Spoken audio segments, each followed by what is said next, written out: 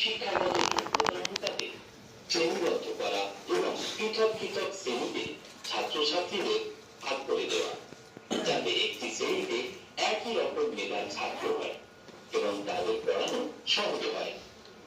যেসব বাচ্চারা কোরআন পড়ছে তাদের আলাদা গ্রুপ তৈরি করে দেওয়া, যেমন কোন শ্রেণীতে কিছু ছাত্রের কোরআনের সবক আলাদা আলাদা যদি হয় তাহলে সবার সবক এক করতে হবে। যেমন 12, 14, 16 পাড়ায় যাদের সবক চলছে তাদের প্রথমে 15 মিনিটে কোরআন কায়দা পড়ি তাড়াতাড়ি সম্পূর্ণ করার চেষ্টা করতে হবে। বাকি 15 মিনিটে 16তম পাড়া থেকে অল্প অল্প সম্মিলিতভাবে মাখরাজ সহ সুন্দর করে শিক্ষক পড়াবেন। ছেড়ে দেওয়া পড়াগুলো অন্য সময় একা পড়ে নেবে।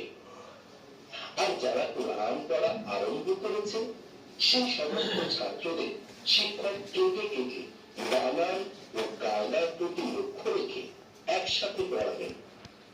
ছাত্রদের অক্ষরের উচ্চারণ যতক্ষণ পর্যন্ত শুদ্ধভাবে না হচ্ছে শিক্ষক নিজে পড়তে থাকবেন, ছাত্রদের দ্বারা পড়াবেন না।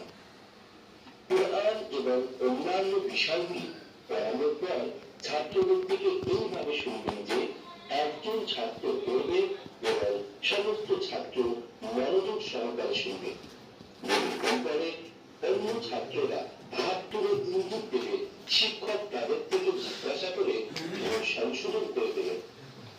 এভাবে একে একে সবক শোনালে সকলেরই মুখস্থ হয়ে যাবে।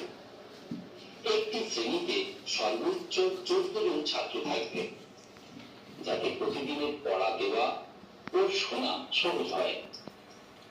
একসাথে একটি শ্রেণীর ছাত্ররা পড়বে, কিন্তু ভিন্ন ক্লাসের ছাত্র একসাথে পড়বে না, যাতে পড়াতে কোনো রকম অসুবিধা না হয়। শিশু শ্রেণীর বাচ্চাদের তাদের মতো করে এবং বড় ছাত্রদের তাদের মন মানসিকতা অনুযায়ী পড়াবে।